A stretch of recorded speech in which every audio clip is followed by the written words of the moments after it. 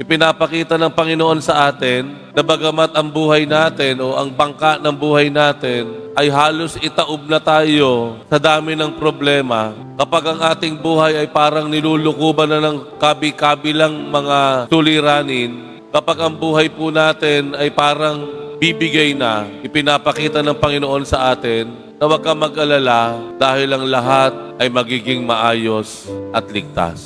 Baunin po natin sa misang ito ang kasiguruhan na ibinibigay ng Panginoon sa atin. Opo, lahat tayo may problema. Lahat tayo meron dinadaanan. Meron lahat tayong pinangangambahan, kinatatakutan. Pero ang pagtulog ng Panginoon sa gitna ng lahat ng mga ito ay nagsasabi sa atin, ang lahat ay magiging maayos, ang lahat ay magiging ligtas.